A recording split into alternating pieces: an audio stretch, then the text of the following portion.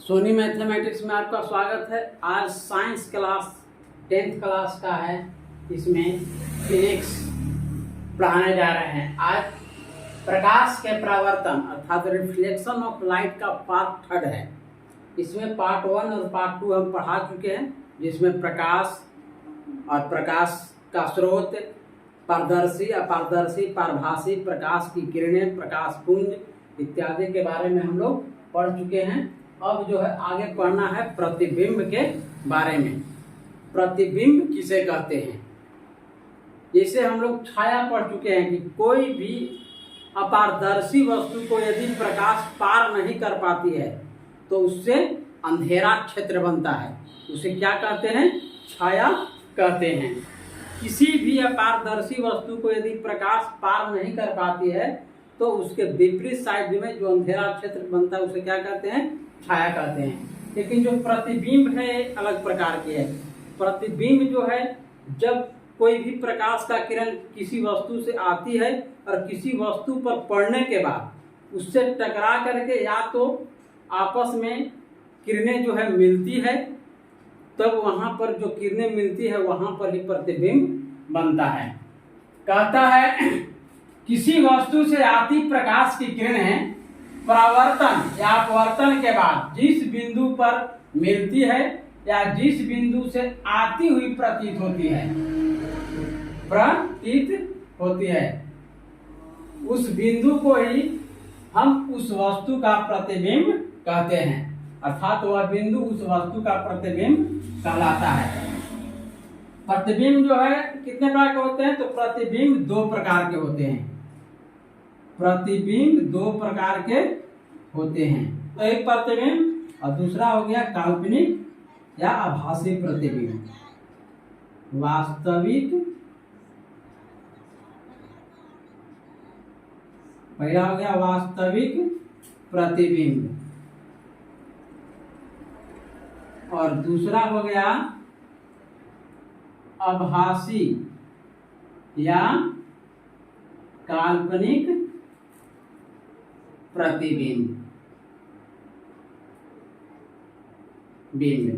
तो प्रतिबिंब क्या प्रकार के होते हैं? 2 प्रकार के होते हैं, वास्तविक प्रतिबिंब और आभासी या काल्पनिक प्रतिबिंब। देखिए प्रतिबिंब कैसे बनता है। मान लेते हैं यहाँ एक वस्तु है, जैसा सूर्य है। मान लीजिए यहाँ सूर्य है, सूर्य से किरणें निकल रही है और यहाँ पर इस जो किरणें हैं किसी वस्तु पर यहाँ पड़ रही है। किरणें किसी वस्तु पर यहाँ पड़ रहा है, जैसे एक दर्पण रखा हुआ है और यहाँ से टकरा कर यह पुनः जो है वापस ऐसे लौट रही है। इस तरह से प्रकाश का क्या हुआ? परावर्तन हुआ। लेकिन ये जो किरणें हैं यह ऐसा प्रतीत होता है कि एक बिंदु से आ रही है। एक किरणें जो है परावर्तन होने के बाद जब वापस लौटती है तो यह ऐसा प्रतिबिंब प्रतीत होता है कि एक बिंदु से आ रही है। तो यहाँ पर जो है इस बिंदु पर काल्पनिक प्रतिबिंब बनता है।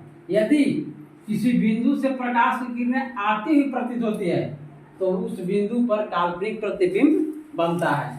और यदि किसी वस्तु से टकराने के बाद यहाँ पर है सूर्य, इससे जो किरणें निकल रही है इस तरह से, और यदि यहाँ पर रखा हुआ है अवतल दर्पण, अवतल दर्पण में मिलती है, वह बिंदु पर क्या होता है?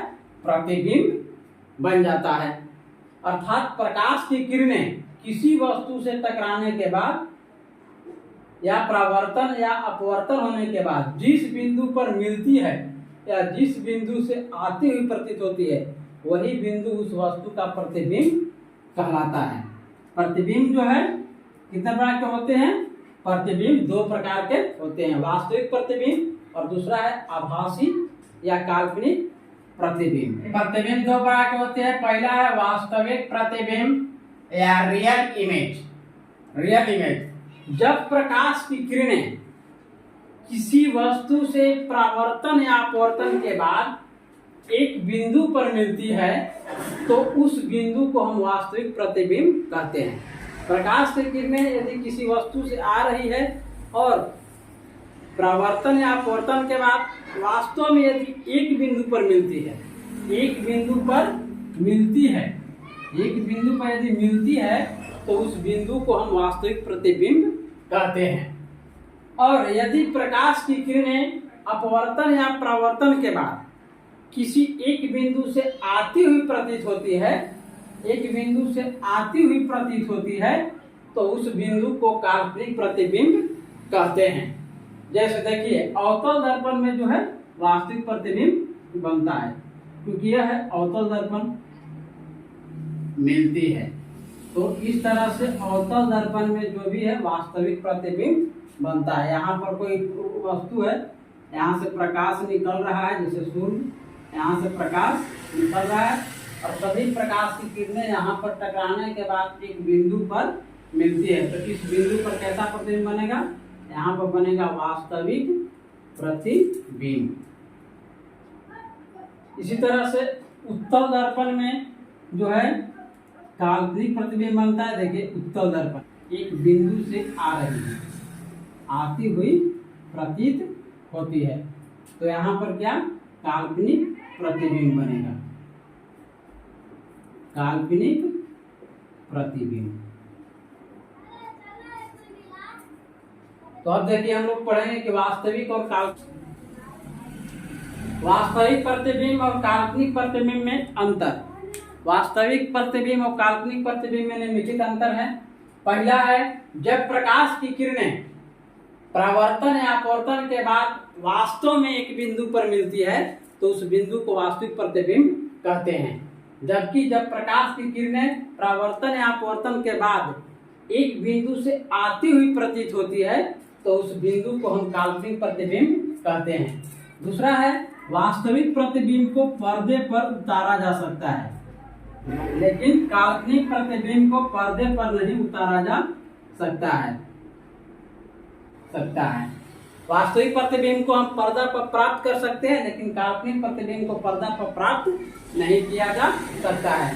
वास्तविक प्रतिबिंब को सरल रेखा द्वारा सूचित किया जाता है। वास्तविक प्रतिबिंब को सरल रेखा द्वारा सूचित किया जाता है, जबकि काल्पनिक प्रतिबिंब को बिंदुदार या काल्पनिक रेखा द्वारा सूचित किया जाता है।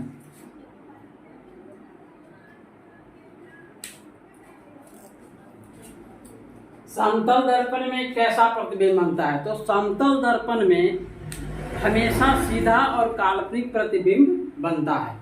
समतल दर्पण अर्थात जिस दर्पण से हम लोग प्रतिदिन चेहरा अपना देखते हैं, ऐनक के रूप में इस्तेमाल करते हैं, वह जो दर्पण है समतल दर्पण है। समतल दर्पण में हमेशा सीधा और काल्पनिक प्रतिबिंब बनता है। समतल दर्पण में बने प्रतिबिंब की विशेषताएं, इसमें जो विशेषताएं हैं अनेक है। समतल दर्पण में जो प्रतिबिंब बनता है उसका अनेक विशेषताएं हैं। जैसे देखिए ये समतल दर्पण है, इस पर यहाँ पर मान लेते हैं कोई वस्तु रखा हुआ है, इस तरह से क्या रखा हुआ है? वस्तु। यहाँ से इसका प्रकाश की किरण आ रहा है और दर्पण से परावर्तन के बाद इस तरह से लौट जाती है, और ये क्या हो गया? ये तो हो गया अभिनव। तो इसका प्रतिबिंब कहाँ बनेगा? इस तरह से बनता है। जितना यह ऊपर की ओर है दूरी, उतना ही नीचे की ओर बनता है। वस्तु दूरी और प्रतिबिंब दूरी क्या होता है? बराबर होता है। समतल दर्पण में वस्तु दूरी और प्रतिबिंब दूरी बराबर होता है। वस्तु का आकार और प्रतिबिंब का आकार दोनों बराबर होता है। प्रतिबिंब दर्पण के पीछे बनता है। समतल दर्पण में जो प्रतिबिंब है कहाँ बनता है? दर्पण के पीछे बनता है। और प्रतिबिंब का जो आकार है वस्तु के आकार के बराबर होता है। जितना बड़ा वस्तु है उतना ही बड़ा प्रतिबिंब होता है। और प्रतिबिंब जो है वस्तु के सापेक्ष सीधा बनता है। वस्तु के सापेक्ष कैसा बनता है? सीधा बनता है। और लेकिन पार्श्विक रूप से उल्टा होता है। पार्श्विक रूप से उल्टा का मतलब क्या हुआ? दाएं का बाएं दिखाई देगा और बाएं का दाएं दिखाई देता है। समतल दर्पण में जो है हम लोग अगर सीधा खड़ा है अर्थात मुंह ऊपर है तो प्रतिबिंब में भी मुंह ऊपर रहेगा, लेकिन हम पश्चिम की ओर देख रहे हैं तो प्रतिबिंब में पूर्व की ओर देखता हुआ प्रतीत होता है। जो बायां साइड है दायां साइड में दिखाई देता है। अर्थात पार्श्विक रूप से उल्टा होता है। समतल दर्पण में जो प्रतिबिंब बनता है वस्तु प्रतिबिंब जो है आभासी होता है और प्रतिबिंब का जो दूरी है वस्तु दूरी के बराबर होता है। जितना दूरी पर हम वस्तु को रखेंगे उतना ही दूरी पर प्रतिबिंब बनते हुए प्रतीत होता है। तो यह है समतल दर्पण में बने प्रतिबिंब की विशेषताएं। अब हम लोग पढ़ेंगे गोलीय दर्पण में गोलीय दर्पण के ध्रुव, वक्रता केंद्र, वक्रता त्रिज्या इत्यादि के बारे में। गोलीय दर्पण के ध्रुव, वक्रता केंद्र, वक्रता त्रिज्या, प्रधान अक्ष अर्थात मुख्य अक्ष एवं द्वारक को परिभाषित करना है। गोलीय दर्पण में विभिन्न पद होते हैं, जैसे मान लेते हैं अवतल दर्पण हो गया, किसी भी खोखले गोले के बाहरी सतह को रंजित करते हैं तो अवतल दर्पण बन गया। और इस तरह से ये क्या बन गया, उत्तल दर्पण। उत्तल दर्पण तो इसका ही ध्रुव कहलाता है। गोलीय दर्पण के जो मध्य बिंदु है इसे हम दर्पण का ध्रुव कहते हैं, इसे P से सूचित करते हैं। गोलीय दर्पण के मध्य बिंदु को क्या कहते हैं, ध्रुव कहते हैं, इसे P से सूचित किया जाता है।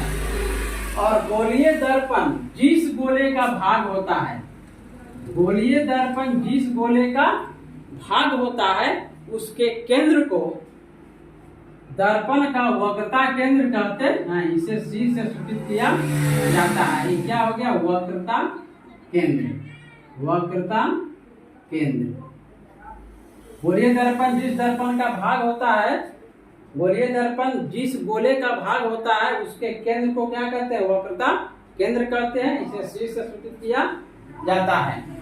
और गोलीय दर्पण के वक्रता केंद्र और ध्रुव को जो मिलाने वाली जो रेखा है उसे वक्रता त्रिज्या कहते हैं। PC क्या हो गया, वक्रता त्रिज्या हो गया। PC क्या हो गया, वक्रता त्रिज्या। PC हो गया वक्रता त्रिज्या। इसे हम R से सूचित करते हैं। वक्रता त्रिज्या किसे सूचित करते हैं, R से सूचित करते हैं। गोलीय दर्पण में वह रेखा जो गोलीय दर्पण के वक्रता केंद्र और ध्रुव से होकर के गुजरती है उस रेखा को प्रधान अक्ष या मुख्य अक्ष कहते हैं। जैसे कि क्या हो गया, प्रधान अक्ष हो गया, यहाँ पर ध्रुव हो गया, ये हो गया वक्रता केंद्र, और ये क्या हो गया, पूरा जो रेखा है प्रधान अक्ष या मुख्य अक्ष है। इसको बोलते हैं प्रधान या मुख्य अक्ष। P क्या हो गया, ध्रुव हो गया। C क्या हो गया, वक्रता केंद्र हो गया। और दर्पण का जो चौड़ाई है इसको दर्पण का द्वारक कहते हैं। दर्पण के चौड़ाई को ही दर्पण का द्वारक कहते हैं। गोलीय दर्पण के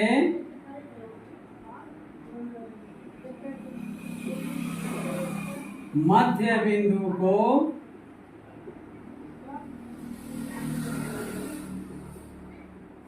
गोलीय दर्पण के मध्य बिंदु को दर्पण का ध्रुव कहते हैं। P से सूचित किया जाता है, इसे P से सूचित किया जाता है।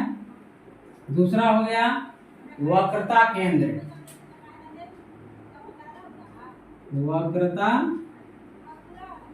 केंद्र गोलीय दर्पण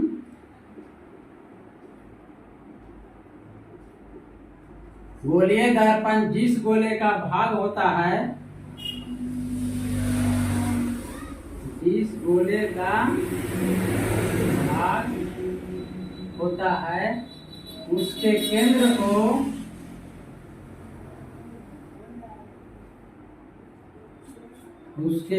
को दर्पण का वक्रता केंद्र कहते हैं।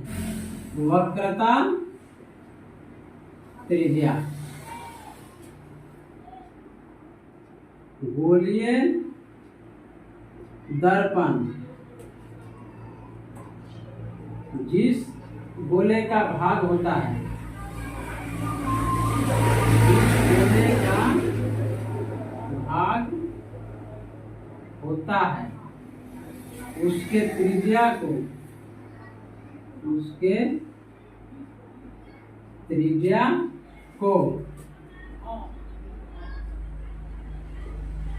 दर्पण का वक्रता त्रिज्या कहते हैं।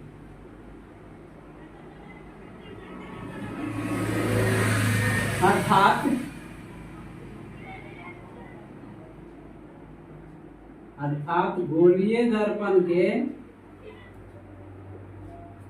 ध्रुव और वक्रता केंद्र के बीच की दूरी को दर्पण का वक्रता त्रिज्या कहते हैं। इसे R से सूचित करते हैं। इसे R से। चौथा है प्रधान अक्ष या मुख्य अक्ष। प्रधान अक्ष या मुख्य अक्ष P तथा C को मिलाने वाली रेखा को दर्पण का मुख्य अक्ष या प्रधान अक्ष कहते हैं, या प्रधान अक्ष कहते हैं। दर्पण का द्वारक, पांचवा है दर्पण का द्वारक। गोलीय दर्पण के चौड़ाई को दर्पण का द्वारक कहते हैं। दर्पण का द्वारक कहते हैं। इस तरह का एक गोलीय दर्पण हो गया। यह एक अवतल दर्पण है। ये क्या हो गया? प्रधान अक्ष या मुख्य अक्ष है। C जो है वक्रता केंद्र हो गया। P क्या है? दर्पण का ध्रुव है। और P से C के बीच का जो दूरी हो गया, इसको हम वक्रता त्रिज्या कहते हैं। ये हो गया वक्रता केंद्र। P हो गया क्या? ध्रुव। इसका जो चौड़ाई है, इसको बोलते हैं दर्पण का द्वारक। और PC क्या हो गया? वक्रता त्रिज्या। P बराबर क्या होता है? ध्रुव। C बराबर वक्रता केंद्र। और PC क्या हो गया? वक्रता त्रिज्या। PC वक्रता त्रिज्या, इसको R भी कहते हैं। R से सूचित किया जाता है।